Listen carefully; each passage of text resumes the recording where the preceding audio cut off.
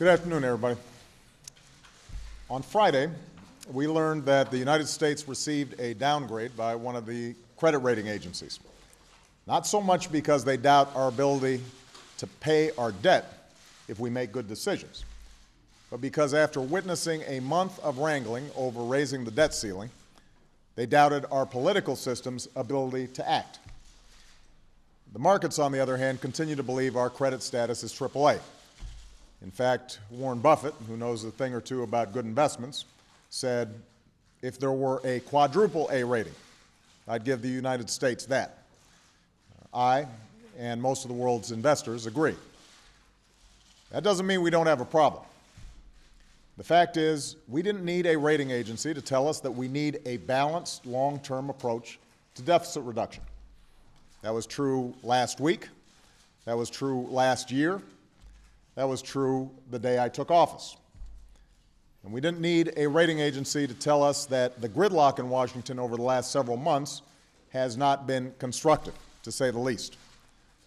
We knew from the outset that a prolonged debate over the debt ceiling, a debate where the threat of default was used as a bargaining chip, could do enormous damage to our economy and the world's. That threat, coming after a string of economic disruptions in Europe, Japan, and the Middle East, has now roiled the markets and dampened consumer confidence and slowed the pace of recovery. So all of this is a legitimate source of concern. But here's the good news.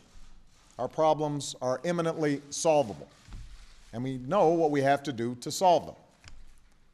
With respect to debt, our problem is not confidence in our credit.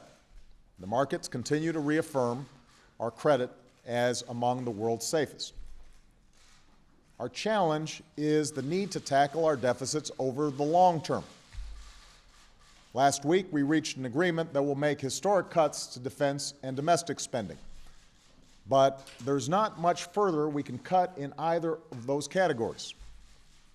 What we need to do now is combine those spending cuts with two additional steps. Tax reform that will ask those who can afford it to pay their fair share, and modest adjustments to health care programs like Medicare. Making these reforms doesn't require any radical steps. What it does require is common sense and compromise. There are plenty of good ideas about how to achieve long-term deficit reduction that doesn't hamper economic growth right now. Republicans and Democrats on the bipartisan fiscal commission that I set up put forth good proposals. Republicans and Democrats in the Senate's Gang of Six came up with some good proposals. John Boehner and I came up with some good proposals when we came close to agreeing on a grand bargain. So it's not a lack of plans or policies that's the problem here.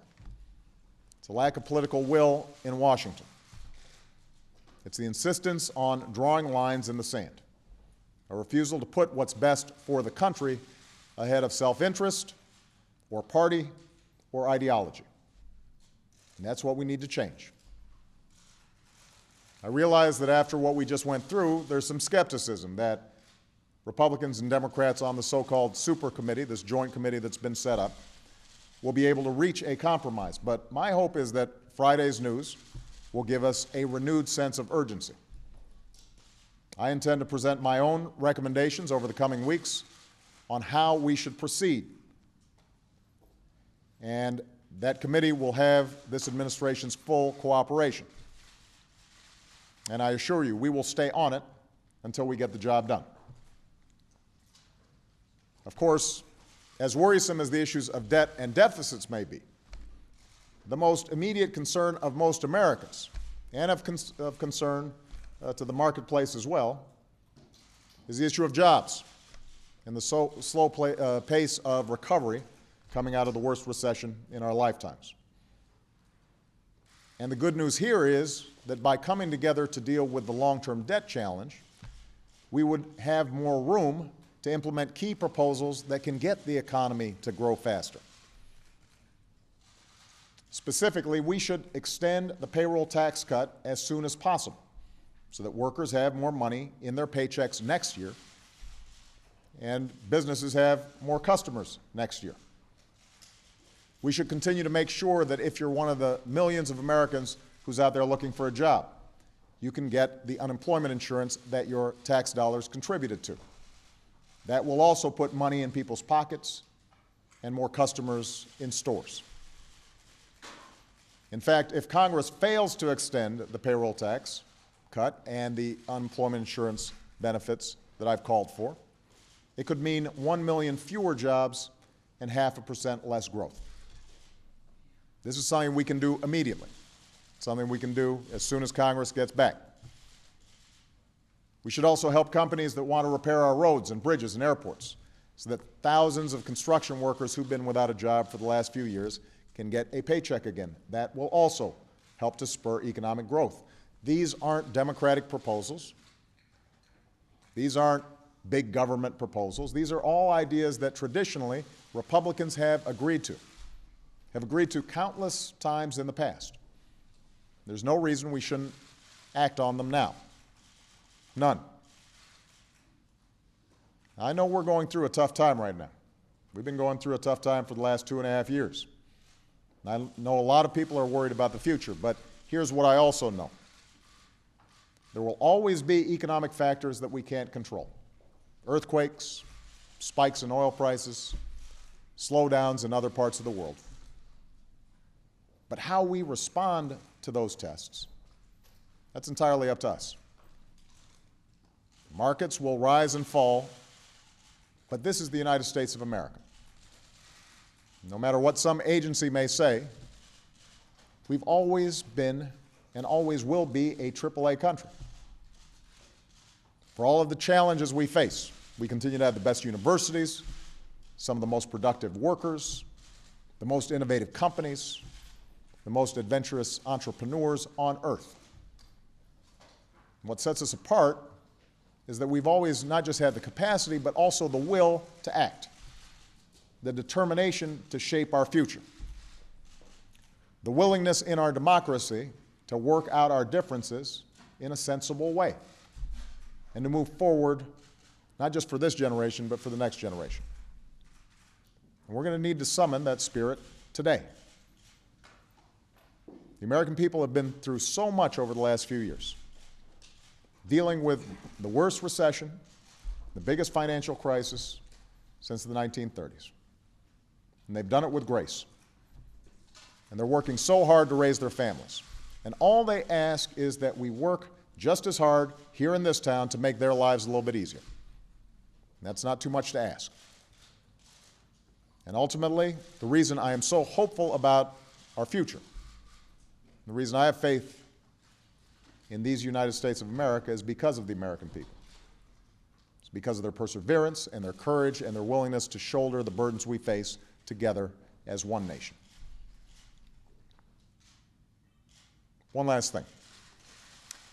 There is no one who embodies the qualities I mentioned more than the men and women of the United States Armed Forces. And this weekend we lost 30 of them when their helicopter crashed during a mission in Afghanistan.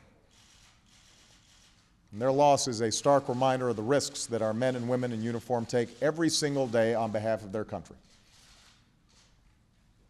Day after day, night after night, they carry out missions like this in the face of enemy fire and grave danger. And in this mission, as in so many others, they were also joined by Afghan troops, 7 of whom lost their lives as well. So I've spoken to our generals in the field, as well as President Karzai, and I know that our troops will continue the hard work of transitioning to a stronger Afghan government and ensuring that Afghanistan is not a safe haven for terrorists. We will press on, and we will succeed. But now is also a time to reflect on those we lost and the sacrifices of all who serve, as well as their families. These men and women put their lives on the line for the values that bind us together as a nation. They come from different places, and their backgrounds and beliefs reflect the rich diversity of America. But no matter what differences they might have as individuals, they serve this nation as a team. They meet their responsibilities together. And some of them, like the 30 Americans who were lost this weekend, give their lives for their country. Our responsibility is to ensure that their legacy is an America that reflects their courage, their commitment, and their sense of common purpose. Thank you very much.